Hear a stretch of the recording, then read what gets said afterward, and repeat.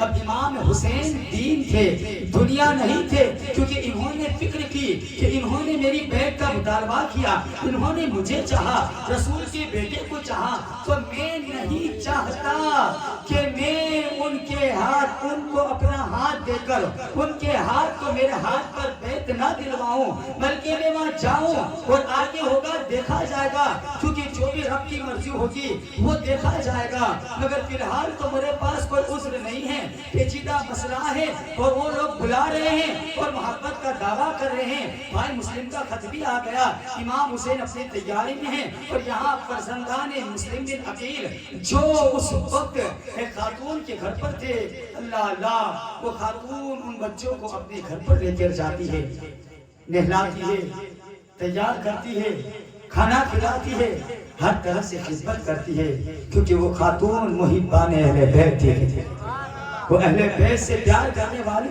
وہ فاطمہ الزہرا کی زندگی سے واقف تھی، وہ رسول خدا صلی اللہ علیہ وآلہ وسلم کی حکم سے واقف تھی، اور ان کے مقام کو جانتی تھی کہ یہ تو فاطمہ الزہرا کے پھول ہے۔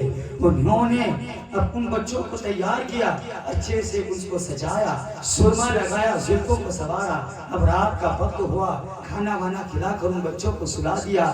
رات کی تاریکی میں اس خاتون کا شوہر آیا جس کا نام حارث تھا، اور وہ بڑا بدبخت تھا، وہ بڑا شرابی تھا۔ جیسے ہی گھر میں داخل آیا، اللہ اکبر، اپنی بیوی سے کہا کہ میرے لیے کھانا لگاؤ۔ اس کی بیوی نے اسے پوچھا کہاں تھے؟ تو اس شخص نے کہا کہ میں ابن ذات کے فرمان کے مطابق ان دو بچوں کو ڈھونڈ رہا ہوں جس کے لیے ابن ذات نے انعام مقرر کیا ہے۔ اللہ اکبر۔ اس خاتون نے کہا کون سے دو بچے؟ کہا وہی دو بچے مسلم بن عقیل کے۔ اللہ اکبر۔ وہ حارث جب بیوی سے کہتا ہے تو وہ بیوی جو محبان اہل بیت تھی وہ کہتی ہے میرے شوہر کیا تم غفلت پہ تو نہیں، کیا تم نادانی پہ تو نہیں، تم کس کی بات کرتے ہو؟ تم رسول کی اولاد کی بات کرتے ہو؟ میدان محشر مصطفیٰ کو کیا وہ دکھاؤ گے؟ تمہارے لیے مایوسی ہوگی، اللہ کے رسول ناراض ہوگے، دنیا کو چھوڑو اور آخرت کی فکر کرو۔ اللہ اکبر۔ اس وقت اس حارث نے کہا کہ تیرا کام ہے کھانا لگانا، تو کھانا لگا، مجھے کھانا دے، تاکہ میں کچھ نہیں سننا چاہتا۔ جب وہ رات کو کھانا کھا کر سو گیا تو کیا دیکھا کہ بڑے بھائی جو محمد تھے وہ محمد اٹھے اور اپنے چھوٹے بھائی ابراہیم سے گلے لگ کر رو رہے ہیں، زور زور سے رو رہے ہیں۔ تو آپ کے بھائی ابراہیم نے پوچھا اے محمد، اے بڑے بھائی کیوں رو رہے ہو؟ کہا ابھی ابھی نانا جان صلی اللہ علیہ وسلم خواب میں آئے تھے، اور حضرت مسلم بن عقیل بھی تھے، بابا بھی تھے، مولا کائنات بھی تھے، ماں خاتون جنت بھی ہے، آقا امام حسن مصطفیٰ بھی ہے، اور نانا جان کہہ رہے ہیں اے مسلم تو اکیلا ہی آیا، ان دونوں بچوں کو ساتھ نہیں لایا۔ تو اس وقت امام مسلم بن عقیل نے آقا سے کہا یا رسول اللہ وہ بھی ان قریب آنے والے ہیں۔ وہ بھائی جب خواب سناتے ہیں تو دوسرے بھائی جو ابراہیم کے چھوٹے وہ کہتے ہیں بھیا میں نے بھی وہ خواب دیکھا، اور اس خواب کی بنا پر سالوں قطار رو رہے ہیں۔ اور جب رونے کی آواز اس بدبخت نے سنی تو اس نے اپنی بیوی سے کہا کہ یہ میرے گھر میں کیسا شور ہے، یہ میرے گھر میں کس کی آواز ہے؟ تو عزیزان گرامی وہ عورت کہتی ہے، وہ ڈرتے ڈرتے کہتی ہیں، وہ کانپتے کانپتے کہتی ہیں کہ میرے شوہر وہ ننھے بچے ہیں جو جس کی تم تلاش کرتے ہو، وہ مسلم بن عقیل کے بچے ہیں، وہ سادات گھرانے کے پھول ہیں، تم اس کو ڈھونڈنے کی بات کرتے ہو۔ کہ ایسا ظلم نہ کرنا، ایسا ستم نہ کرنا، ان کا وبا اپنے اوپر نہ لینا، ورنہ آخرت میں کیا کھاؤ گے؟ اس نے کہا کہ رہنے دے، یہ تیرا کام نہیں ہے۔ وہ آگے بڑھتا ہے اور آگے بڑھ کر انہیں پوچھتا ہے تم کون ہو؟ وہ جو دو فرزند تھے جو آل رسول کے چشم و چراغ تھے وہ اعتبار کر لیتے ہیں کہ یہ تو محب کا گھر ہے، یہ تو اہل بیت کے چاہنے والوں کا گھر ہے۔ وہ بغیر کوئی ڈر کے، بغیر کوئی ہچک کے ان بچوں نے کہا کہ ہم مسلم بن عقیل کے بیٹے ہیں کہ میرے بابا کو ان گفا والوں نے شہید کر دیا۔ تو حارث بدبخت کہتا ہے کہ اے بچوں تمہیں ڈھونڈنے میں میں نے زمین کو چھان ڈالا، بلکہ تمہیں ڈھونڈنے میں میرا گھوڑا بھی کھا گیا، اور تم میرے گھر میں چھپے ہو۔ اللہ اکبر۔ رات ہوتے ہی کہتا ہے صبح ہوتے ہی میں تم کو بتاؤں گا۔ جب صبح ہو جاتی ہے تو یہ ظالم بدبخت ان دونوں بچوں کی زلفوں کو پکڑتا ہے اور پکڑ کر کھینچتا ہے۔ اللہ اکبر۔ یہ سادات گھرانے کے پھول ہے، کربلا میں ان کو بلایا گیا، محبت کا دعویٰ کیا گیا، مگر ان ظالموں نے ان بچوں बच्चों को भी ना छोड़ा, कब्रिस्तान ज़हरा के पुल को भी ना छोड़ा। दुनिया की हुकूमत की लालच में, दुनिया की दौलत की लालच में इतने अंधे हो चुके थे कि उन्हें उनकी आखिरत नहीं दिख रही थी, उनको नबी का फरमान नहीं दिख रहा था। अल्लाह अकबर। इन दोनों बच्चों शहजादों की जुल्फों को उसने पकड़ा और खींच कर दरिया की तरफ ले गया। उसकी बीवी जो दौड़ती जाती, आगे आती जाती, आड़ बढ़ती जाती और कहती जाती, ऐसा जुल्म ना करो, ऐसा जुल्म ना करो, रसूल खुदा को हम क्या बोली खाएंगे, ये रसूल की आल है, इनका वबा अपने ऊपर ना लो, मैं तुमसे हाथ छोड़ कर कहती हूँ। वो बार बार असरार करती है, मगर ये जालिम इनको धक्के मार कर हटा देता है, उस खातून को जैसे जैसे लात उसे मार कर हटा देता है। फिर भी ये औरत जो होती है मुहिब्बान अहले बैत है, रसूल की वफादार है, वो बार बार रोकने की कोशिश करती है। वो जानती थी कि इनकी अजमत क्या होती है, क्योंकि अजमत वाले ही जानते हैं कद्र शान अहले बैत। सामने गिरामी कद्र बार बार रोकती, मगर वो जालिम नहीं मानता। आखिरकार दरिया और नदी के करीब ले गया और अपनी तलवार को बयान से निकाला और निकाल कर कहा कि तुम्हें अगर मार दूंगा तो मुझे बड़ा इनाम मिलेगा, मुझे इब्ने ज़ाद माला माल कर देगा, मुझे बड़ी रेत की हुकूमत दे देगा। तो उसकी बीवी कहती है, अरे तुझ पर अफसोस हो, तू दुनिया की दौलत को हासिल करने के लिए शहजादों को कत्ल करने के लिए तैयार हुआ, हालांकि तू जानता है कि मुस्तफा के फर्जंद है, ये मुस्तफा के खानदान के है, ये मुस्तफा के चश्मो चराग है, तू दुनिया की लालच के लिए कर रहा है। अरे आज तू इन्हें छोड़ देगा तो कल मैदान महशर में, कल मरने के बाद मुस्तफा तुझे वो दौलत अता फरमाएंगे कि ये दुनिया की दौलत तो कुछ भी नहीं, कि जिस दौलत के लिए मोमिन तरसता है वो खातून कह रही है। मगर ये जालिम अंधा हो चुका था, शकावत की महर उसकी पेशानी पर लग चुकी थी। अल्लाह अकबर। अब कैफियत कैसी हो गई, उसने तलवार निकाली और कहा चलो मरने के लिए तैयार हो जाओ। बड़े भाई जो मोहम्मद थे वो कहते हैं कि जालिम सबसे पहले तू मुझे कत्ल कर, मैं नहीं देख सकता अपने भाई को कत्ल होता हुआ। छोटे भाई कहते हैं कि नहीं पहले मुझे कत्ल कर।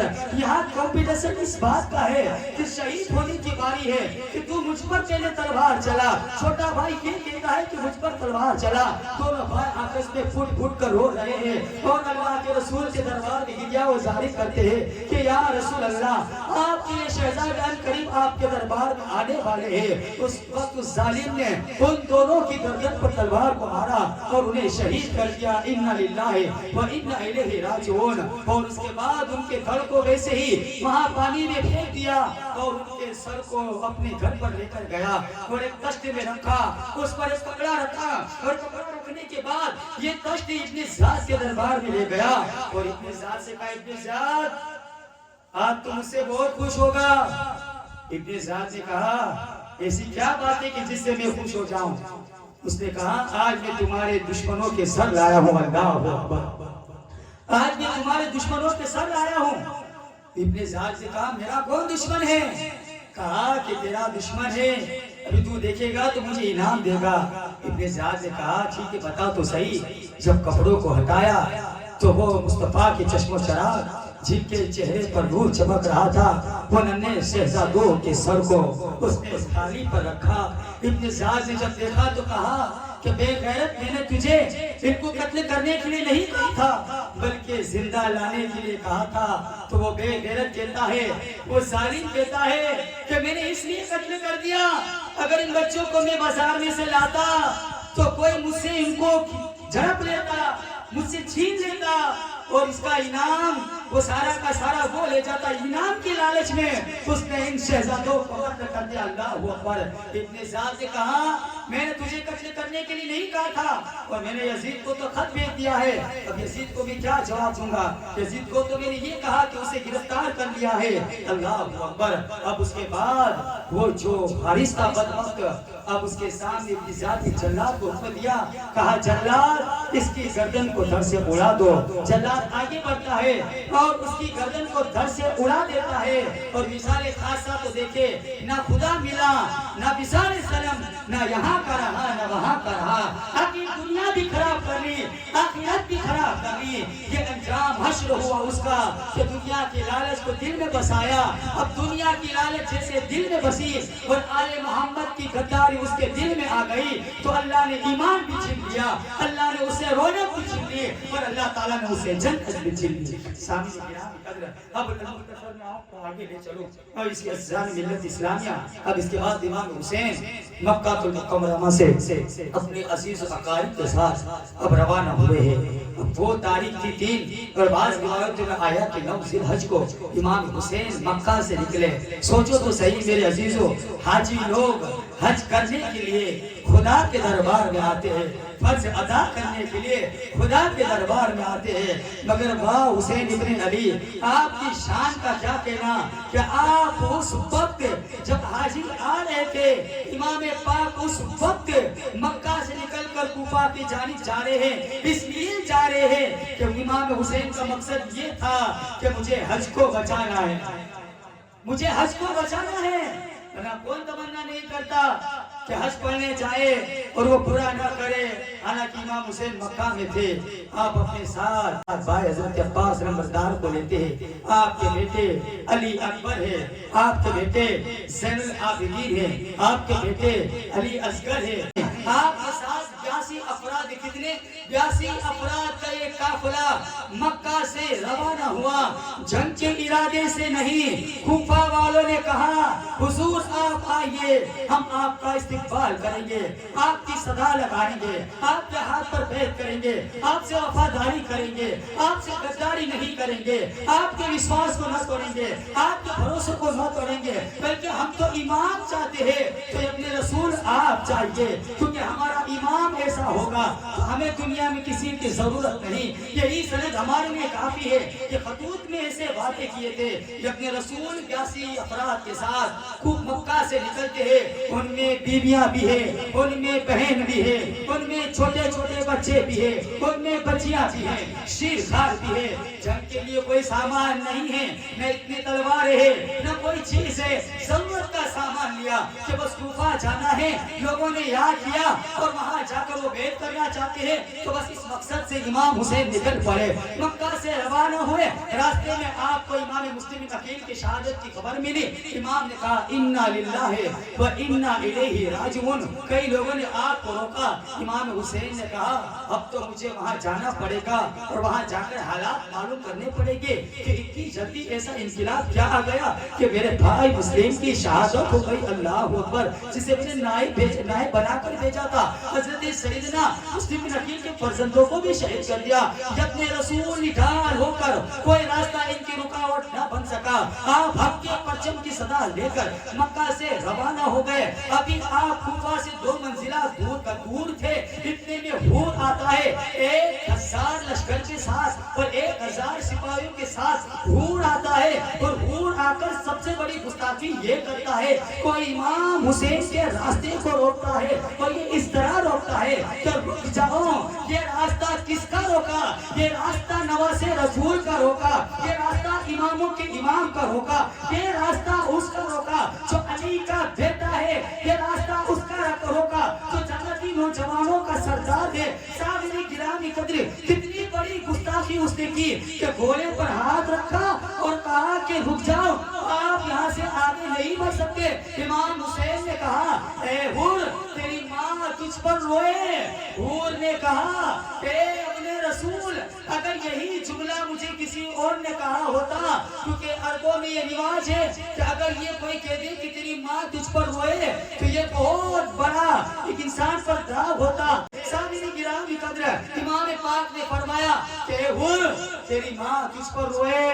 امام حسین نے جب کہا، ہور نے کہا اپنے رسول اگر یہی جملہ کسی اور نے کہا ہوتا تو میں اس کو جواب دیتا، مگر میں آپ کے فضائل سے واقف ہوں.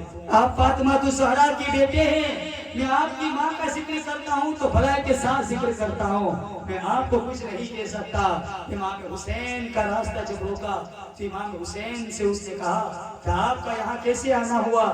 کہا कि मुझे कुफा वालों ने खत लिख कर भेज कर मुझे बुलाया है, वादे किया है इमाम हुसैन से। हूर ने कहा मैं नहीं जानता कि वो खत किसके और जिसने आपको खत भेजे हैं हम उनमें से नहीं हैं। इमाम हुसैन ने कहा अच्छा ठीक है, अगर उनमें से नहीं हो तो मुझे कुफा जाने दो ताकि मुझे इत्मीनान हो जाए। अगर कुफा वाले मेरी बैत कर ले तो ठीक, वरना अगर वो कहते हैं कि मुझे आपकी बैत नहीं चाहिए तो मैं वापिस मक्का चला जाऊंगा, अल्लाह की इबादत करूंगा। हूर कहता है मैं आपको यहाँ से जाने नहीं दूंगा, इब्ने ज़ाद का ऑर्डर है, और अगर मैंने आपको ऐसे आपको जाने दिया तो इब्ने ज़ाद मुझ पर मुसीबत खड़ी कर देगा, इसलिए आपको मैं आगे नहीं बढ़ने दूंगा। इमाम हुसैन से फिर हूर ने कहा एक काम कीजिए, आप न कुफा की तरफ जाए, न मक्का की तरफ, न मदीना की तरफ जाए, बल्कि ऐसा रास्ता इख्तियार करे कि जिसमें खैर और भलाई हो। इमाम हुसैन ने कहा अच्छा ठीक है। जब एक रास्ता आता है उस रास्ते पर मेरे इमाम आगे बढ़ जाते हैं, एक चखेल मैदान आता है और इतने में इब्ने ज़ाद का एक लेटर आ जाता है, क्योंकि वो लेटर भेज देते हैं कि इमाम हुसैन आए हैं और मैंने इनको रोक रखा है। फिर उसके बाद इब्ने ज़ाद ने वहां से खत भेजा कि उनको आगे न बढ़ने देना, बल्कि उनको एक किसी चटियल मैदान पर जगह पर उतारना और नेरे फौरात के करीब से दूर रखना, नेरे फौरात के करीब मत उतारना। एक रेगिस्तान वाली जगह है जहाँ इमाम हुसैन को उतारना, वहाँ उनको रोके रखना। सामिन गिरामी कद्र ये मैसेज वहाँ से रवाना होता है और ये मैसेज जब हूर के पास पहुंचता है, हूर इमाम हुसैन से कहता है ए नवासे रसूल, ए इमाम पाक, इब्ने ज़ाद का खत आया है कि आपको चकेल मैदान पर उतारा जाए। थोड़ी देर हुई, अमर बिन साद वो भी पीछे पीछे आया, 4000 का लश्कर लेकर आया और उसने एक पहलू यानी 500, 1000, 2000 से ज्यादा अफराद को नहरे फौरात पर फेरा देने के लिए रख दिया, इसलिए कि आले रसूल को पानी ना दिया जाए। अल्लाह अकबर। कि किसको पानी ना देने की बात है कि जिस घर के अंदर जो लड़ाई के मकसद से भी नहीं आए, जो तलवार उठाने के मकसद से भी नहीं आए, वो तो मोहब्बत बरसाने के मकसद से आए थे। और ये जालिम ने पानी इमाम हुसैन पर बंद किया, उनकी औलाद पर बंद किया, उन शैतानियों पर बंद किया।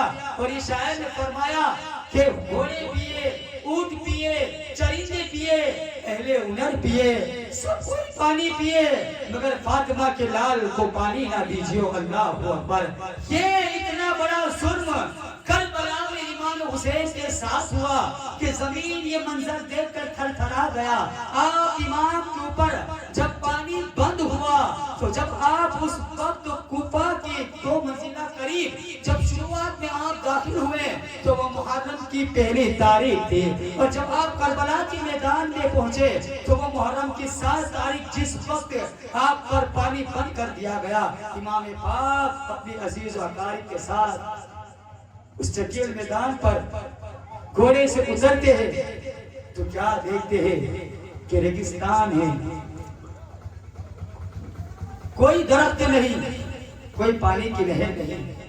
तो आपने किसी साहब से पूछ लिया कि साहब ये कौन सी जगह है, तो उसने कहा कि साहब ये करबला है। अल्लाह अकबर। इमाम हुसैन ने जब करबला का नाम सुना, कहा कि मेरे बाबा ने और मेरे नाना ने मुझे जो कहा था कि मेरा बेटा हुसैन करबला में शहीद होगा, यही वो जगह है। सैयदा ज़ैनब से कहा ए मेरी बहन ज़ैनब, जहाँ हमारे खेमे लगाओ, अब हमें यही रहना है, यही हमारी शहादत की जगह है। सैयदा ज़ैनब ने जब खेमे के लिए खड्डे खोदने शुरू किए तो उसमें बजाय रेत के खून के फव्वारे निकलने लगे, खून निकलने लगा।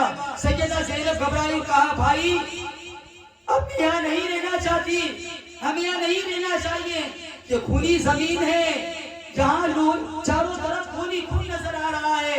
ए मेरे भाई चलो यहाँ से चलो, हम नहीं रहेंगे। इमाम हुसैन ने कहा बहन अब हम यहाँ से नहीं जा सकते, यही हमारे ऊँटों के बांधने की जगह है, यही हमारे खेमे लगाने की जगह है, یہاں علی اکبر شہید ہو گئے، یہاں عباس شہید ہو گئے، یہاں علی اصغر کو شہید کیا جائے گا، یہاں قاسم کو شہید کیا جائے گا، یہاں رسول کی آل کو چبرستان زہرا کے پھولوں کو بکھرا ہوا پایا جائے گا، اس کربلا کی سرزمین کو آل رسول کی خون سے سیراب کیا جائے گا۔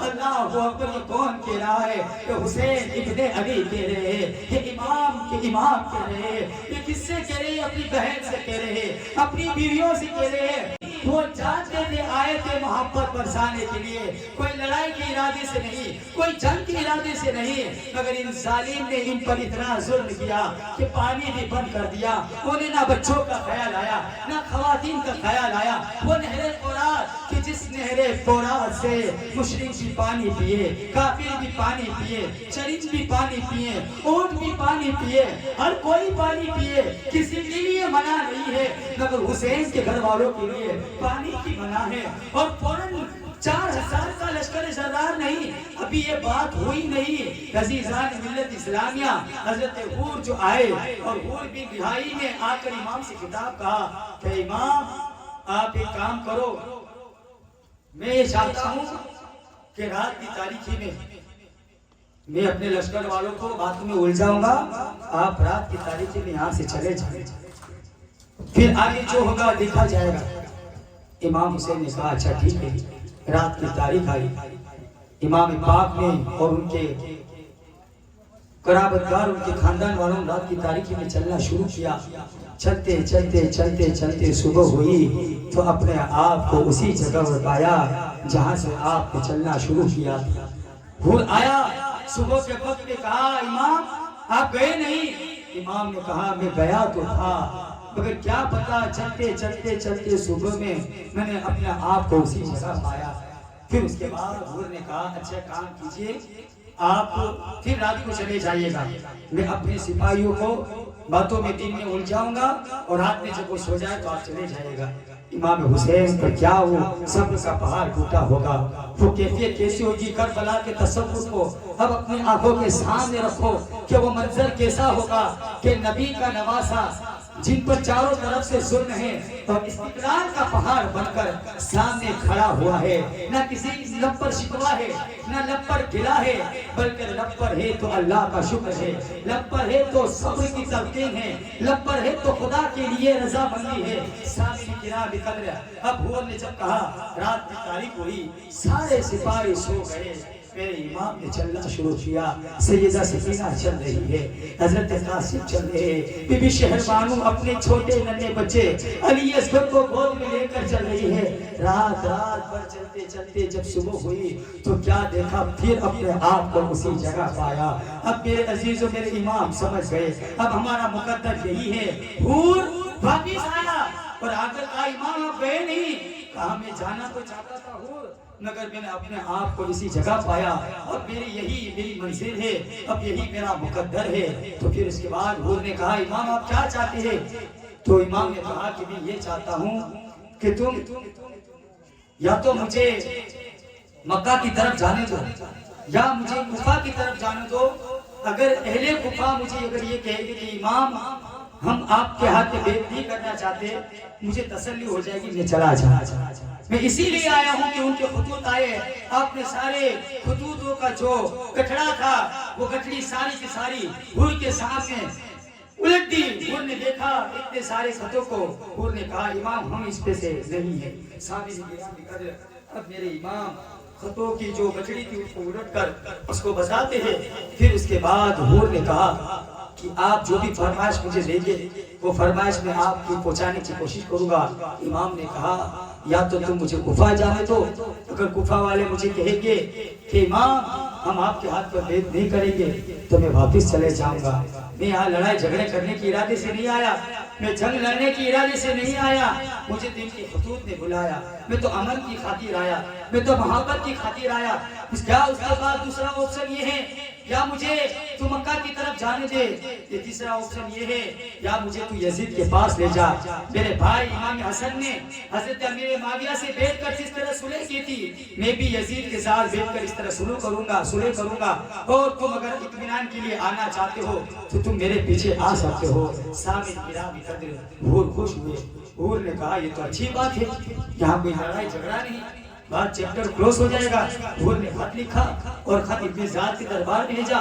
इब्ने ज़ाद ने कहा हाँ एक नेक मुहिब ने अच्छी बात और अच्छा मसला पेश किया, पर इमाम हुसैन की राय को जोर जोर से जब पढ़ा गया तो इब्ने ज़ाद ने कहा कि अच्छी बात है, ठीक है, मगर इतने में शिम्र लईन था जो बड़ा बदबख्त था, जिसकी पेशानी पर एक निशान है और रिवायतों में आया है, और अल्लाह के रसूल ने इमाम हुसैन को मौला कायनात को उसके बारे में आगाह भी किया था कि जिसकी पेशानी पर या दिल पर एक सियाह निशान होगा और जो मेरे नवासे को शहीद करने में उसका सबसे बड़ा हाथ होगा। शिम्र लईन कहता है ऐ इब्ने ज़ाद, ये तुम क्या कर रहे हो? इमाम हुसैन तुम्हारी जमीन पर उतरे हैं और तुम उनको ऐसे ही जाने दोगे? अगर तुम उनको ऐसे जाने दोगे तो अपने आप को अपनी ताकत में बड़े हो जाएंगे और फिर लोगों के सामने तुम्हारी रुसवाई होगी, तो उनको तुम जाने ना दो, या तो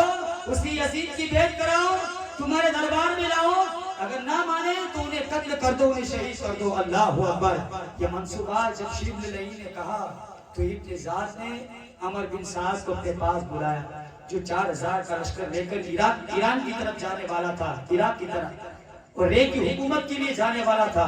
मगर अज़ीज़ान मिल्लत इस्लामिया अमर बिन साद से कहा ए अमर बिन साद जा और इमाम हुसैन को तू दे, अगर वो भेद करे तो ठीक है, ना करे तो उनको कत्ल कर देना।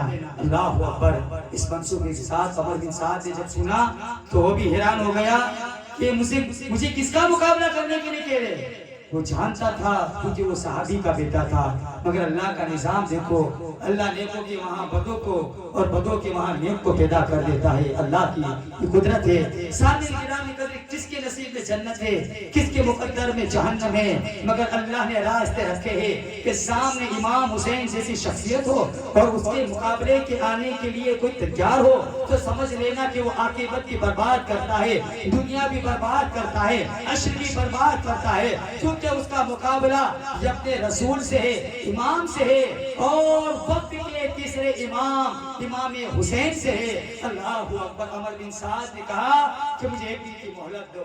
एक दिन की मोहलत के बाद उसने मशवरा किया, मीटिंग की, कहा कि क्या करूं? कहा तुम जाओ और उनसे मुकाबला करो, अगर मुकाबला नहीं करोगे तो तुम्हें रे की हुकूमत नहीं मिलेगी। इसके दिल में हुकूमत का लालच आया। 4000 सिपाहियों को लेकर अमर बिन साद करबला में पहुंचा, वो भी सामने खड़े। अमर बिन साद ने कहा कि हुसैन इब्ने अली, आप जंग के लिए तैयार हो जाए या यजीद की बेत के लिए तैयार हो जाए। अल्लाह अकबर। जब ये बात कही तो हूर ने कहा क्या तुम इमाम हुसैन को सच में कत्ल कर दोगे? कहा हमें तो ऑर्डर मिला है कि यजीद का ऑर्डर है, अगर कत्ल नहीं करेंगे तो मेरी रे की हुकूमत भी चली जाएगी। और जब इब्ने ज़ाद ने शिब्र लईन को ये हुक्म दे दिया था कि अमर बिन साद इमाम हुसैन को अगर कत्ल ना करे तो तू अमर बिन साद को कत्ल कर देना और ये सारी फौज तू ले लेना। तो उस वक्त हूर ने सुना तो हूर ने कहा कि खुदा तुझे गारत करे, मैंने ये नहीं सोचा था कि नवाज़े रसूल को कत्ल करने का मंसूबा बनाया जाएगा, ये तो सबसे बड़ी मेरी गलती हो गई। काश मैंने उनको पहले ना रोका होता तो आज ये हालात ना होते। अमर बिन साद से कौन कह रहा है? ये हूर कह रहा है कि जिसने इमाम का रास्ता रोका था। अब ये हूर कह रहा है कि तुम्हें खुदा गारत करे, तुम अपनी जहन्नम, तुम अपने हाथ जहन्नम खरीद रहे हो और जन्नत को छोड़ रहे हो, और सामने कौन है? सामने हुसैन इब्ने अली है। क्या तुम उनकी फजीलत से वाकिफ नहीं हो? अमर बिन साद जिसके दिल के अंदर दुनिया का लालच था, मगर हूर अब उसका जिस्म कांपने लगा। अब हूर वो था कि अहले कूफा के अंदर लश्करों में उसका नाम होता कि 1000 आदमी पर हूर भारी पड़ते, 1000 आदमी पर हूर भारी पड़ता, उसका बहुत बड़ा नाम था। उसके सामने किसी की जरूरत नहीं तो उसका मुकाबला करे, मगर क्या देखा तो हूर कांप रहा है, उसकी पेशानी से पसीना टपक रहा है। तो उसके सिपाहियों में से किसी ने कहा हूर ये क्या देख रहा हूँ कि तुझे मैंने जिंदगी में कभी बड़ी बड़ी जंगें लड़ते देखा, तुझे कांपते नहीं देखा, मगर आज तू क्यों कांप रहा है? तो हूर कहता है کہ میرا جسم کیوں نہ کانپے، کیونکہ سامنے جو ذات ہے وہ مولا حسین کی ذات ہے، سامنے جو ذات ہے وہ نبی کے نواسے کی ذات ہے۔ میں کیا دیکھ رہا ہوں کہ میں اپنی عاقبت کو دیکھ رہا ہوں، ایک طرف جنت کو دیکھ رہا ہوں، ایک طرف دوزخ کو دیکھ رہا ہوں۔ اب میرے پاس اور کوئی آپشن نہیں، چاہے حکومت جائے تو جائے، دولت جائے تو جائے، ثروت جائے تو جائے، مگر اب مجھ سے رہا نہ جائے گا۔ آپ نے گھوڑے کو این لگائی اور این لگا کر امام حسین کی طرف آپ گھوڑا لے کر بڑھ پڑے اور امام حسین کو سلام عرض کیا اور کہا اپنے رسول میری خطا کو معاف کر دیجئے، میں نے جو گستاخی کی آپ کو روکنے کی، مگر مجھے معلوم نہیں تھا کہ یہ ظالم آپ کے لیے منصوبہ بنائے گے، آپ کو قتل کرنے کا منصوبہ بنائے گے۔ اللہ اکبر، وہ امام حسین سے کہہ رہے، امام سے کہہ رہے امام کیا میری معافی ہو سکتی ہے؟ کہ اپنے رسول شہزادہ بطول علی لخت نور امام حسین علیہ السلام فرماتے اے حور غم کی نکال گئے، راستہ روکنے والا حور تھا مگر جواب سنو حسین پاک کا، فرماتے حور جا اللہ کے دربار میں توبہ کر، اللہ تیری توبہ کو قبول فرمائے گا اور کل تجھے اللہ اس کا اجر عطا فرما کر جنت عطا فرمائے گا۔ یہ کون کہہ رہا ہے کہ اپنے رسول سے رہے؟ حور نے جب امام حسین کے اس بات کو سنا، اس دعائے کلمات کو سنا، اب اس کا سینہ چوڑا ہو گیا۔ اب حور نے کہا اے امام حسین اب اس وقت تک میں گھوڑے سے نہیں اتروں گا جب تک میں ان ظالموں کو قتل نہ کر دوں اور آپ کے نام پر اپنی جان کو قربان نہ کر دوں، تب تک میں گھوڑے سے نہیں اتروں گا۔ یہ کون تھا؟ یہ حور تھا۔ اب میرے عزیزو سوال یہاں ہے، ایک حور کے آنے سے کیا امام حسین کے خاندان میں، امام حسین کے گھرانے میں کیا کوئی اضافہ ہو جاتا؟ سامنے 22,000 کا لشکر ہے اور یہاں ایک حور اکیلے اس 22,000 کے لشکروں میں سے نکل کر سامنے آئے جس کے امام حسین کے، کیونکہ امام حسین کے وہ چہرے کو دیکھ رہا تھا اور میرے امام نے تقریر فرمائی تھی کہ ہے کوئی جو آل محمد کے حق کو پہچانے، حق والے ہیں ہم، خلافت ہمارا حق ہے، ہم آل رسول کے خاندان والے ہیں، ہم مصطفیٰ کے نواسے ہیں، جن کی فضیلت سے کون واقف نہیں۔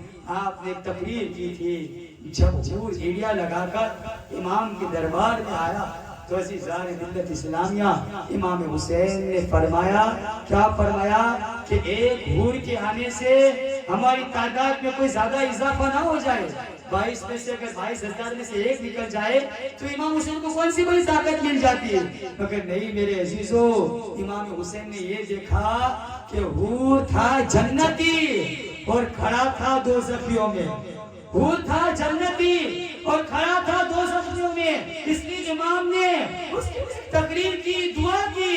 حور سمجھ گیا کہ اپنا وقت آ گیا، اب حکومت نہیں چاہیے، اب تو مصطفیٰ کی ثروت چاہیے، اب جو ملے گا وہ مصطفیٰ کے صدقے میں ملے گا، اب ملے گا تو حسین پر قربان ہونے سے ملے گا۔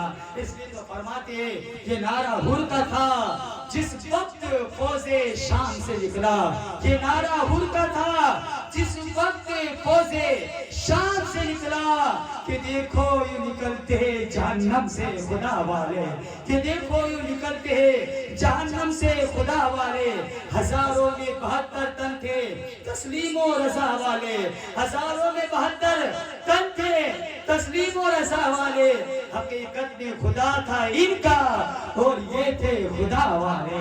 اور جب کسی نے وطن پوچھا تو یوں حضرت نے فرمایا، اور جب کسی نے وطن پوچھا تو یوں میرے مولا حسین نے فرمایا کہ مدینے والے کہلاتے تھے اب ہے کربلا والے، مدینے والے کہلاتے تھے اب ہے کربلا والے۔ اور حسین ابن علی کی کیا مدد کر سکتا تھا کوئی؟ اور حسین ابن علی کی کیا مدد کر سکتا تھا کوئی؟ یہ خود مشکل کشا تھے، مشکل کشا والے، یہ خود مشکل کشا تھے، مشکل کشا والے۔ میرے امام حسین کو کس کی مدد کی ضرورت تھی؟ حور کی مدد کی ضرورت نہیں تھی، بلکہ حور کو جہنم سے نکال کر جنت پہ پہنچانا تھا۔ اب اس کے بعد رسول امام حسین پاک سے عمر بن سعد کہتا ہے کہ امام حسین اب جنگ کے لیے تیار ہو جاؤ، یہ 9 تاریخ تھی جس وقت یہ عمر بن سعد نے امام حسین کو للکارا، اور اللہ اکبر، یہی عمر بن سعد ہے جس نے سب سے پہلا تیر سادات کے اہل خیمہ میں، امام حسین کے خیمے میں سب سے پہلا تیر مارنے والا یہ عمر بن سعد تھا، جو بڑا بدبخت تھا، بڑا دیوس تھا، بڑا کمینہ تھا، بڑا دوزخی تھا، جس کے دل میں حکومت کا لالچ تھا۔ اسے خیال یہ نہیں آیا کہ وہ تیر کہاں مار رہا ہے، کہ جس خیمے کی حفاظت کے لیے میرے مصطفیٰ نے امت کو کہہ دیا، اے میری امتو، میری آل کے ساتھ اچھا سلوک کرنا، اگر میری آل کے ساتھ اچھا سلوک کرو گے تو میں محمد مصطفیٰ تم سے راضی ہو جاؤ۔ آج ساری سب سے پہلا تیر امام کی خیمے میں مارتا ہے اور کہتا ہے کہ میری فوج والوں گواہ رہنا، سب سے پہلا تیر اگر امام حسین کے خیمے میں مارا تو اللہ اکبر، وہ کہتا ہے کہ میں نے مارا۔ اب تیر لگایا، حضرت مولا عباس نے کہا کہ بھائی اجازت دے، ان ظالموں کے سے مقابلہ کرے۔ حضرت قاسم نے کہا کہ چچا جان آپ ہمیں اجازت دے، ہم ان سے مقابلہ کرے۔ امام حسین نے کہا ہم جنگ کرنے نہیں آئے، ہم جنگ کی پہل نہیں کریں گے، اگر جنگ کرنی بھی ہوتی تو جب وہ 1000 لشکر لے کر آیا تو یہ ان کے لیے بہت آسان تھا، مار کر چلے جاتے، مگر امام حسین نے کہا ہم یہاں جنگ کرنے کے لیے نہیں آئے، اور آج سوال اگر ان کو جنگ کرنے کا شوق ہے تو وہ شروع کرے، تو ہم حیدر کرار کے بیٹے ہیں، چھپ رہنے والے نہیں ہیں، اس کا جواب دیں گے، مگر ہم جنگ شروع نہیں کریں گے۔ جب پہلا تیر مارا، امام نے حضرت عباس نمبردار کو، جن کے ہاتھ میں پرچم تھا، مولا عباس کو بھیجا، جاؤ بھائی عباس اور ان سے حال معلوم کرو کہ کیا حال ہے۔ اس کے بعد جب مولا عباس گئے اور سامنے سے 3-4 لوگ اور آئے، پھر کیفیت کی تو انہوں نے کہا کہ جنگ کے لیے تیار ہو جاؤ۔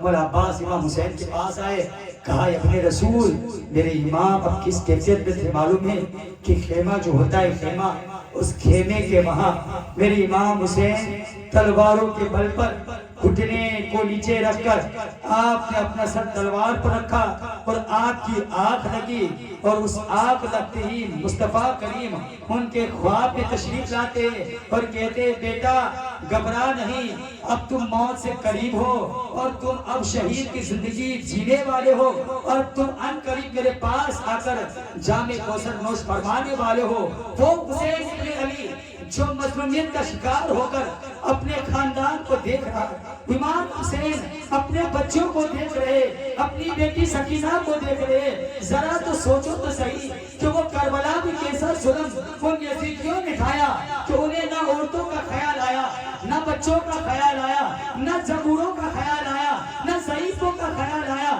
نہ نواز رسول کا خیال آیا۔ امام حسین جب اپنی آنکھ کھولتے ہیں، حضرت عباس نمبردار امام حسین کے دربار میں آتے ہیں اور ادب سے کھڑے ہو کر کہتے ہیں کہ اے آئے اپنے رسول، وہ ظالموں نے کہا کہ جنگ کے لیے تیار ہو جاؤ۔ امام حسین نے کہا ان سے کہو کہ آج کی رات ہمیں مہلت دے تاکہ ہم عبادت کر لیں، آج کی رات ہمیں مہلت دے تاکہ ہم عبادت کر لیں۔ مولا حسین جب حضرت عباس کو جب یہ میسج دے کر حضرت عباس نمبردار کو بھیجتے ہیں کہ حکم جاری کر کر بھیجتے ہیں، حضرت عباس کہتے ہیں اے یزیدیوں آج کی رات ہمیں مہلت دو تاکہ ہم عبادت کر لیں۔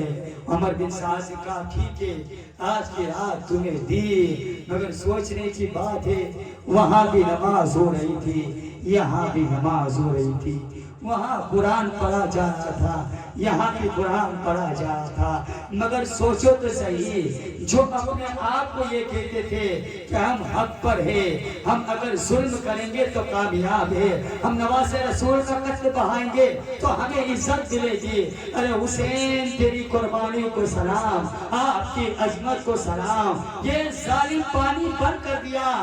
3 دن کے بھوکے پیاسے علی اصغر تڑپ رہے تھے، علی اصغر ایریا انگلیاں رگڑ رہے تھے، ماں کے سینے میں دودھ خشک ہو سکا تھا، مگر کوئی بھی امام کے لیے پاؤں میں بیڑی نہ بن سکا، نواسہ رسول کے لیے بیڑی نہ بن سکا۔ امام حسین کھڑے ہوئے اور کھڑے ہو کر مولا پاک سے کہا، ان سے کہو کہ ہمیں عبادت کا ٹائم دے، رات دے، ایک رات کی مہلت دے۔ حضرت عباس رمضان نے جب کہا، انہوں نے کہا ٹھیک ہے، واپس آئے۔ رات کی تاریکی ہوئی، امام نے فرمایا، اے میرے عزیز اقارب، اے میرے فرزندوں، اے میرے خاندان والوں، اے میرے جانثاروں، اب وہ وقت آ گیا ہے، ابھی بھی اگر کوئی جانا چاہتا ہے تو چلے جاؤ۔ میں نہیں جانتا کہ میری جان جو میری خون کی جو دشمن ہے وہ تمہارا بھی خون بہا ہے۔ حضرت عقیل کے فرزند کھڑے ہو گئے، حضرت علی اکبر کھڑے ہو گئے، حضرت قاسم ہو گئے، کھڑے ہو گئے، حضرت علی کے فرزند کھڑے ہو گئے اور کہا کہ اپنے رسول، کیا آپ یہ چاہتے ہیں کیا آپ کے بعد ہم زندہ رہے؟ اللہ ہمیں ایسی زندگی نہ دے کہ آپ کے بعد ہم زندہ رہے، بلکہ ہم تو اپنی جان کو آپ کے نام پر نثار کریں گے اور سب سے پہلے نانا سے کہیں گے کہ نانا حسین کے نام پر قربان ہو کر آئے، نانا حسین کے نام پر قربان ہو کر آئے۔ ہم مولا علی سے کہیں گے حسین کے نام پر قربان ہو کر آئے۔ امام حسین نے جب اپنے اہل رفقا کے اس مشیش بڑی آمیز گفتگو کو سنا، آپ کے دل کو اطمینان ہوا۔ آپ نے کہا کہ آپ کے تن اللہ کے دربار میں دعا کے لیے ہاتھ اٹھاتے، مولا کہ تو نے میرے خاندان کو اعلیٰ خاندان بنایا، میرے خاندان سے بڑھ کر دنیا میں اور کوئی خاندان نہیں، میرے خاندان کے لوگ جو عزیز ہیں وہ اس سے بڑھ کر کوئی عزیز نہیں، میرے وفادار جو مجھ سے عزیز ہے اس سے بڑھ کر کوئی وفادار نہیں۔ یہ کون کہہ رہے ہیں؟ یہ حسین ابن علی کہہ رہے ہیں۔ امام حسین کی وفاداری کا پٹا اپنے گلوں میں ڈالو، صرف دل سے ڈالو۔ رات کی تاریکی میں میرے امام قرآن پڑھ رہے ہیں، حالانکہ پانی نہیں بند، نہ کھانا ہے، نہ کوئی چیز ہے، موت سامنے کھڑی ہے، مگر قربان جاؤ یا حسین ابن علی، آپ نے تو موت کو بھی ہرا دیا، آپ نے تو موت کو بھی ہرا دیا۔ دنیا نے دیکھ لیا، یزیدی یہ سوچتے تھے کہ ہم جیت جائیں گے، مگر واقعتاً وہ ایسے ہارے کہ ہمیشہ کے لیے ہارے، وہ ظاہری میں، مگر میرے حسین کل بھی جیت کے سکندر تھے، آج بھی جیت کے سکندر ہے، اور صبح قیامت تک کے لیے جیت کے سکندر ہوتے ہیں۔ نعرہ رسالت یا رسول اللہ، نعرہ حیدر یا علی۔ سامعین گرامی، اب اس کے بعد میرے امام قرآن کی تلاوت، اور آپ کے گھر کا ہر فرد قرآن کی تلاوت کر رہا ہے۔ اے حسینیوں، اس خیمے میں عاشور کے دن نماز ادا ہو رہی تھی۔ کیا ادا ہو رہی تھی؟ نماز ادا ہو رہی تھی، رات بھر عبادت کی، رات بھر۔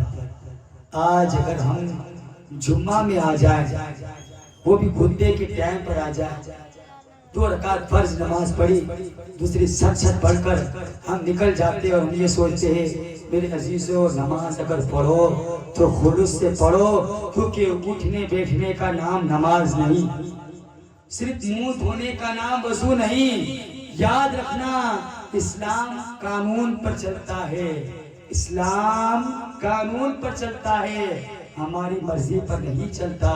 اس لیے کیونکہ اس وقت میرے آقا حسین نے نماز کو ادا کیا، امت کو درس دیا، چاہے کیسا بھی وقت آ جائے فاقہ کشی کر لینا، ایمان کا سودا نہ کرنا، فاقہ کشی کر لینا، ایمان کا سودا نہ کرنا۔ آج اس دنیا کے اندر چاروں طرف سے ایمان کے لوٹیرے ایمان کو لوٹنے کے لیے ہر طرح سے کوشش کرتے ہیں، مگر میرے بھائیوں اور میری ماں بہنوں، یاد رکھنا، مسلمان کے پاس، مرد مومن کے پاس، رسول کی امت کے پاس، حسین کی چاہنے والوں کے پاس اگر کوئی چیز اہمیت رکھتی ہے تو وہ دولت نہیں ہے، وہ ثروت نہیں ہے، وہ طاقت نہیں ہے، وہ عہدہ نہیں ہے۔ سامنے گرامی قدر، اگر کوئی چیز معنی رکھتی ہے تو وہ ایمان کی دولت मायने रखती है।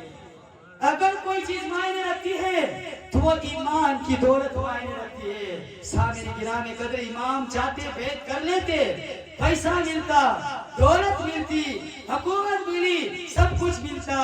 इमाम हुसैन ने जिस तरह मुस्तफा ने मेरे आका हुसैन को जो इल्म दिया कि मेरे हुसैन की नजर आने वाले जमाने पर थी कि अगर आज बैत कर लूंगा और ये जालिम निजाम को तब्दील कर देगा, कल इसका सबसे बड़ा मुजरिम मुझे ख्याल करेंगे कि इमाम हुसैन जैसे आला खानदान वाले इमाम जब यजीद के हाथ पर बैत कर सकते हैं तो हम कौन सी खेत की बोली है।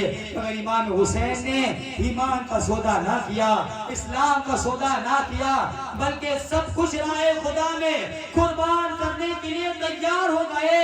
ऐसा जिगरा है मेरे इमाम का कि भाई देने के लिए तैयार हो गए, बेटा देने के लिए तैयार हो गए, भतीजे देने के लिए तैयार हो गए, सारा खानदान देने के लिए तैयार हो गए। किस लिए? मुस्तफा की शरीयत को बचाने के लिए। किस लिए? दुनिया में यजीदियत को बेनकाब कर दी, यजीदियत के चेहरों को दिखाने के लिए। किस लिए? इमाम ने बता दिया कि अब क्या होता है, बातिल क्या होता है, और शहीद कभी मरता नहीं, शहीद जिंदा होता है। और कद जाकुम मिनल्लाहि नूर, अल्लाह फरमाता है कि तुम्हारे पास नूर आया और वो नूर मुस्तफा है, मुस्तफा की आल है। वो नूर मुस्तफा है, मुस्तफा की आल है। हजरत हूर घोड़े को एड़ देते हैं और लश्कर के सामने जाते हैं और एक तकरीर करते हैं, ऐ जालिमों, तुम ही वो हो कि जिसने इमाम हुसैन को बुलाया, खत लिखकर भेजकर बुलाया, और आज अगर आ गए हैं तो तुम उनके साथ ऐसा जुल्म कर रहे हो कि पानी भी बंद कर दिया, उनको जटिया रेगिस्तान में छोड़ दिया। आज सोचो तो सही, जब गर्मी होती है, शिद्दत से गर्मी होती है, हमारे इसी इलाके में गर्मी होती है, बोलो हम रह सकते नहीं रह सकते। वो तो रेगिस्तान था, क्या था? रेगिस्तान में जो गर्मी होती है वो रेगिस्तान में कोई गया हो तो उसे पूछो। मगर यहाँ तो हालात ये कि सूरज आबोताब के साथ गर्म है और करबला की रेत भी गर्म है और पानी का एक कतरा नहीं है, और लोग इमाम को पानी नहीं दे रहे क्योंकि 22,000 का लश्कर था। और यहाँ मेरे इमाम के प्यासी नफूसे कुदसिया, जिसमें कई सारी तो औरतें थी और कई ज़ईफ थे, कई बच्चे थे, नौजवान कम थे, मगर सामने जो लश्कर था वो 22,000 का लश्कर था। जो नौजवान थे तलवारों के साथ आए थे, तीर के साथ आए थे, मगर इमाम के पास इतना साजो नहीं था। एक बाबा अली की तलवार थी, कुछ नेज़े थे हजरत मुआकील के, हजरत अमीर हमजा की ढाल थी, ये कुछ चीजें इनके पास थी। और वो तलवार जंग के इरादे से ना आए थे, मगर वो जानते थे, इब्न सआद जानता था अगर आज इनको पानी बंद नहीं किया और पानी उन तक पहुंचता रहा तो ये 22,000 भी कम पड़ जाएंगे। वो जालिम जानते थे कि अली का खून है, ये फातिह खैबर का खून है, ये हैदर कर्रार का खून है, कि जिस हैदर कर्रार की तलवार चलती तो बिजली की तरह गरजती और काजर मुनी की तरह लोगों की गर्दनें उठती और दुश्मनों के सर इस तरह उठते कि लोग देखते कि जिस तरह एक रेतने से टीन के उड़कर इधर से उधर जा रहे, ये अली के शहजादे हैं। मगर हिम्मत नहीं आ रहे, कहा कि मौला हमें सब्र अता फरमा, हम इन जालिमों से मुकाबला करेंगे। और इनके सामने जाकर ऐलान करते हैं, बेदिनों तुमने इमाम के साथ ऐसा शुरू किया, मुझे अगर मालूम होता तो मैं इमाम को यहाँ रुकने न देता। उमर बिन साद ने कहा कि देख, अब हमें तेरी तकरीर नहीं सुननी, अब जंग के लिए तैयार हो जाओ या तो बैत के लिए तैयार हो जाओ। हूर ने कहा ये तो हरगिज नहीं हो सकता कि इमाम हुसैन यजीद के हाथ पर बैत करें। ये कौन कह रहा था? ये इमाम हुसैन का गुलाम कह रहा था।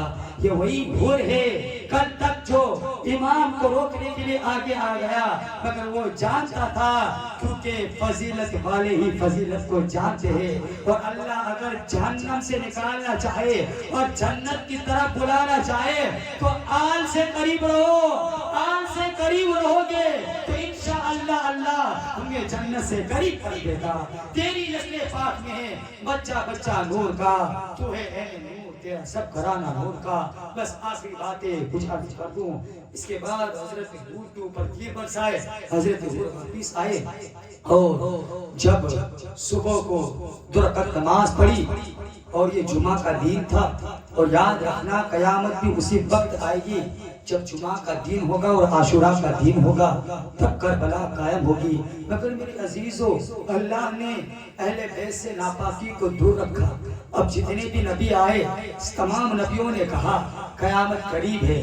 آدم علیہ السلام نے کہا قیامت قریب ہے، حضرت نوح علیہ السلام نے کہا قیامت قریب ہے، حضرت ایوب علیہ السلام نے کہا قیامت قریب ہے، حضرت موسیٰ علیہ السلام نے کہا قیامت قریب ہے، حضرت عیسیٰ علیہ السلام نے کہا قیامت قریب ہے، میرے آقا نے کہا قیامت قریب ہے۔ تو میرے عزیزو، ان کا قریب، رب کا قریب اتنا دور ہے تو رب کا دور کتنا دور ہوگا جو اہل بیت سے ناپاکی کو دور رکھا۔ یہاں خدا اپنے محبوب کی آل کی عظمت کو بتا رہا ہے کہ اگر ابھی میرا قریب تمہیں سمجھ میں نہیں آیا، میرا قریب تمہیں سمجھ میں نہیں آیا، تو میرا دور تمہارے چھوٹے سے مغز میں کیسے سمجھ میں آ سکتا ہے؟ میرا دور تمہارے چھوٹے مغز میں کیسے سمجھ میں آ سکتا ہے؟ وہ خالق ہے کہ میرا حسین کربلا میں کرامت دکھائے، دعا کرے تو اللہ حسین پاک کی دعا کو فوراً قبول کر۔ اللہ پاک ہمیں امام حسین کی محبت عطا فرمائے، نمازوں سے محبت عطا فرمائے، قرآن سے محبت عطا فرمائے۔ قرآن پڑھو اے میری ماں بہنوں، قرآن پڑھو اے میرے بھائیوں۔ یہ جو قرآن ہے، قرآن یہ بند کرنے کے لیے رکھا نہیں ہے، بلکہ قرآن کو جب پڑھو گے، یہ قرآن وہ ہے جو آسمانی ہے۔ خود رحمان نے آیتوں کو مصطفیٰ پر نازل فرمایا اور مصطفیٰ کی زندگی کو دنیا کو بتایا کہ دیکھو اگر قرآن کو دیکھنا ہے تو مصطفیٰ کو دیکھو، قرآن کو دیکھنا ہے تو میرے حبیب کو دیکھو، سیدہ فاطمہ کی زندگی کو دیکھو۔ قرآن پڑھو، نماز سے محبت کرو۔ ہم اسے نہیں کہتے ہیں مگر ہم نماز کے پابند نہیں ہیں، تو میرے عزیزو پر سب سے بڑے مجرم ہم ہوئے کہ نہیں ہوئے؟ اور نماز چالو کرو، کیونکہ یہی نماز ہے کہ جب نماز پڑھ کر بندہ مولا حسین کا واسطہ دے گا، اور مائیں اپنے بچے کو گھر سے نکالے کہے کہ جا تجھے امام حسین کا واسطہ، تجھے کربلا والوں کا واسطہ، تجھے کربلا والوں کا وسیلہ، تجھے مولا علی کا وسیلہ، جب یہ وسیلہ دے کر مائیں اپنے بچے کو پڑھنے کے لیے، اسکول کے لیے بازاروں بھیجیں گے، انشاءاللہ ہمارا ایمان ہے کہ غوث پاک کے وسیلہ، خواجہ کا وسیلہ، اہل بیت کے وسیلے کو لے کر جب بھیجیں گے تو قریب پروردگار عالم ان کے صدقے میں ہماری آن کی حفاظت کرتا ہے، ہماری اولاد کی حفاظت کرتا ہے۔ ان کا وسیلہ دے، قرآن پڑھے، عبادت کرے اور یہاں سے کچھ لے کر جائے۔ بس میں اتنا کہنا چاہوں گا کہ امام حسین کی زندگی کو صرف سجدے تک نہ رکھو، میرے امام نے تو کربلا سے بہت کچھ دیا، جینا سکھایا۔ وہ مایوں کا صبر دیکھو کہ امام نے کہا کہ اب ہمیں شہید ہونا ہے، خاندان کے افراد شہید ہونے کے لیے تیار ہوئے، جو شہیدانی بچی، جوان، بہن، ہر کوئی تھا، واویلا تھا، غم ہوتا کیوں نہیں ہوگا؟ مگر میرے عزیزوں، امام حسین ایک ہی بات کہتے، اے میری بہن صبر کر، اللہ ہمارے ساتھ ہے۔ اے شہر بارو صبر کرو، اللہ ہمارے ساتھ ہے۔ اور یہ کون ہے؟ کہ حسین ابن علی ہے، یہ فاتح خیبر کا بیٹا ہے، یہ اللہ کا پیارا ہے، یہ جنت کے نوجوانوں کا سردار ہے، یہ دوست پیغمبر پر بیٹھنے والی ذات ہے، یہ پشت نبی پر بیٹھنے والی ہستی ہے، یہ سید الشہداء امام حسین پاک ہے۔ ان کی زندگی سے سبق حاصل کرو۔ اور مائوں کو بھی کہنا چاہوں گا، صبر کرے، چاہے کسی کی تکلیف ہو۔ یاد رکھنا میرے بھائیو، آپ سب کے لیے پیغام ہے کہ چھوٹی موٹی بات ہو یا کوئی بھی چیز ہو، صبر کرے۔ صبر اتنا بڑا ہتھیار ہے کہ انشاءاللہ یہی آپ کی آر بن جاتا ہے اور یہی آپ کو آگے لے جاتا ہے. پھر اس کے بعد روزہ رکھے. روزہ تقوی پیدا کرتا ہے. روزہ کیا پیدا کرتا ہے؟ تقوی پیدا کرتا ہے کہ جب بھی ایسا وقت غربت آ جائے، غربت، تو تمہیں اگر ایک وقت کا کھانا نہ ملے تو تم کہو کہ مولا تیرا شکر ہے. اگر تم روزہ نہیں رہو گے، اگر تمہارے اندر تقوی نہیں آئے گا، تم پرہیزی نہیں کرو گے، تو میرے عزیز تقوی کیسا آئے گا؟ تقوی لاؤ اپنے اندر کہ جب ہم نکلے تو ایسا ہو کہ ہمارے وجہ سے کسی کو تکلیف نہ ہو. اس سے تقوی آتا ہے. راستے میں کانٹا دیکھا ہٹا دو، کسی مومن کا جھگڑا دیکھا دور ہو جاؤ، کوئی اگر کسی کی برائی کرتا ہے بھائی اللہ کے حوالے چھوڑ دو. اس چیز کو لے کر نکلے.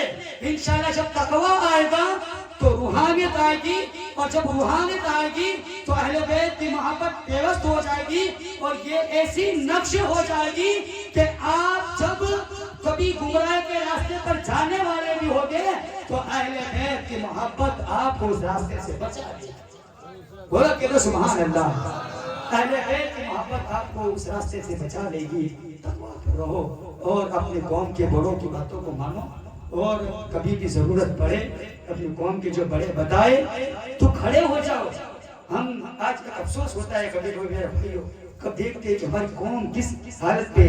ہم کھانا کھا رہے ہیں، کھانا کھانے کے بعد ہم ایسے چلے جاتے ہیں. آپ کو میں حدیث پاک سنا دوں. ہم جب کھانا کھاتے تو پہلے کھانے سے پہلے کیا کرنا چاہیے؟ بسم اللہ الرحمن الرحیم پڑھنا چاہیے. عادت بناؤ. بسم اللہ جب پڑھو گے اس سے کیا ہوگا کہ ہمارے کھانے میں شیطان شریک نہیں ہوگا. اگر بسم اللہ نہیں پڑھو گے تو ہمارے کھانے میں شیطان شریک ہو جائے گا، اور یہ کھانا ہم نے نہیں کھایا بلکہ شیطان نے کھایا. اللہ کے رسول فرماتے ہیں اور جب کھانا کھاؤ، کھانا کھانے کے بعد اپنے کھانے کو صاف کر لو، اور اتنا ہی لو جتنا کھا سکو. صحیح بات ہے. اور اس کے بعد جو نیچے دانے گرے ہوتے ہیں، نیچے ہماری عادت ہے اکثر کہ نیچے جو کھانا ہوتا ہے حاجی صاحب اسے ہم چھوڑ دیتے اور وہ اناج پیر میں آتے ہیں. اللہ کے رسول فرماتے ہیں کہ تمہارا رزق کون سے نوالے میں ہے تم نہیں جانتے. تمہارا رزق کس دانے میں ہے تم نہیں جانتے. چلو تم کھا رہے تھے، کچھ دانے تم نے نیچے ڈال دیے، تو اللہ کے رسول فرماتے کھانا اگر پلیٹ سے نیچے یعنی دسترخوان پر پڑ جائے تو اس کھانے کو اٹھا کر کھاؤ، کیونکہ اللہ نے ایسا ہوگا کہ تمہارے جس دسترخوان میں تمہارے دانے پڑے ہیں اس کھانے میں ہی، اس دانے میں ہی تمہارا رزق لکھا ہو. جس دسترخوان میں تمہارے دانے پڑے، نوالا پڑا ہے، اناج پڑا ہے، اس میں تمہارے لیے رزق لکھا ہو. تو اللہ کے رسول کی حدیث ہے جب تھالے کے نیچے سے گر جائے اسے وہاں سے اٹھا کر کھائے.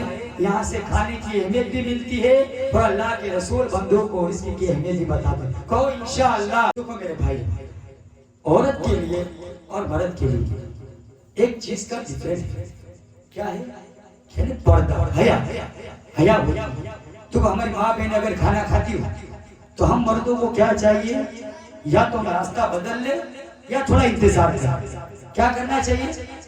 ہم ماں بہنیں وہاں کھاتی ہو، ہم وہاں سے ٹھیکڑا ماری ماری نہ اپنے نکلیے، جھیم تک نکلیے، یہ ہارو گا لگے اپنی ماں بہنوں شرماتی ہو.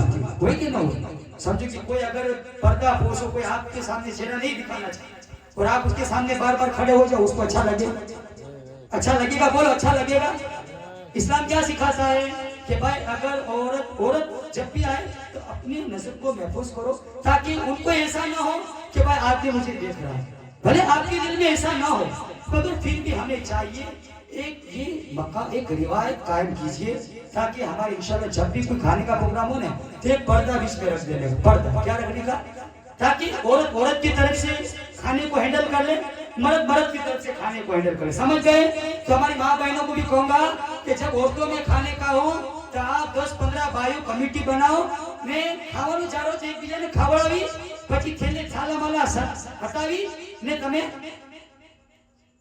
આપણે ઘરે વહી જાવ. માણસને ઈ પણ હારું લાગે નહીં. આ સહી તરીકો છે, એ ઇસ્લામનો તરીકો છે. ઈ બતાવું મારી મરજીથી કે કોઈના કહેવાથી તમને નથી કહેતો, હું તમને હકીકત બતાવું છું. માણસને હાચવવાનું હોય, औरतને હાચવવાનું હોય. જ્યારે ભાઈઓ ખાતી હોય તો આપણે રસ્તો બદલી લેવા या થોડીક ઇંતજાર કરી લેવા. માં બહેનો વહી જાય પછી ઇન્શાલ્લાહ આપણે જાશું. કહો ઇન્શાલ્લાહ. અમે આ ગુપ્તગુમાંથી નમાઝના પાબંદ બનશું ઇન્શાઅલ્લાહ.